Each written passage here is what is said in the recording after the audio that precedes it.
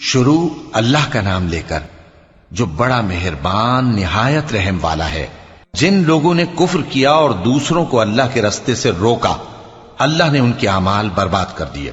اور جو لوگ ایمان لائے اور نیک عمل کرتے رہے اور جو کتاب محمد صلی اللہ علیہ وآلہ وسلم پر نازل ہوئی اسے مانتے رہے،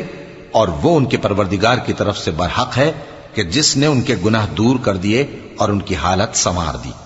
یہ اعمال کی بربادی اور اصلاح حال اس لیے ہے کہ جن لوگوں نے کفر کیا انہوں نے جھوٹی بات کی پیروی کی، اور جو ایمان لائے وہ اپنے پروردگار کی طرف سے دین حق کے پیچھے چلے۔ اسی طرح اللہ لوگوں سے ان کے حالات بیان فرماتا ہے۔ پس جب تم کافروں سے بھیڑ جاؤ تو ان کی گردنیں اڑا دو،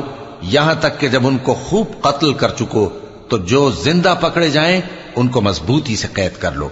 پھر اس کے بعد یا تو احسان رکھ کر چھوڑ دینا چاہیے یا کچھ مال لے کر، یہاں تک کہ فریق مقابل لڑائی کے ہتھیار رکھ دے۔ یہ حکم یاد رکھو، اور اگر اللہ چاہتا تو اور طرح سے ان سے انتقام لے لیتا، لیکن اس نے چاہا کہ تم میں سے ایک کو دوسرے کے ساتھ ٹکرا کر آزمائے۔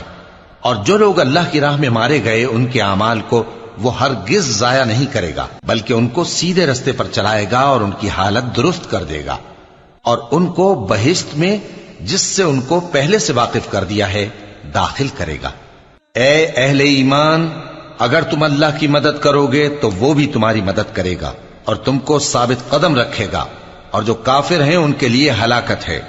اور اللہ ان کے اعمال کو برباد کر دے گا۔ یہ اس لیے کہ اللہ نے جو چیز نازل فرمائی انہوں نے اس کو ناپسند کیا، تو اللہ نے ان کے اعمال اکارت کر دیے۔ کیا انہوں نے ملک میں سیر نہیں کی تاکہ دیکھتے کہ جو لوگ ان سے پہلے تھے ان کا انجام کیسا ہوا؟ اللہ نے ان پر تباہی ڈال دی، اور اسی طرح کا عذاب ان کافروں کو بھی ہوگا۔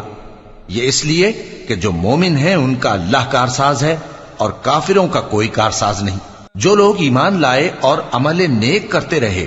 ان کو اللہ بہشتوں میں جن کے نیچے نہریں بہ رہی ہیں داخل فرمائے گا، اور جو کافر ہیں وہ فائدے اٹھاتے ہیں اور اس طرح کھاتے ہیں جیسے حیوان کھاتے ہیں، اور ان کا ٹھکانہ دوزخ ہے۔ اور بہت سی بستیاں تمہاری بستی سے جس کے باشندوں نے تمہیں وہاں سے نکال دیا زور و قوت میں کہیں بڑھ کر تھیں، ہم نے ان کو برباد کر دیا اور ان کا کوئی مددگار نہ ہوا۔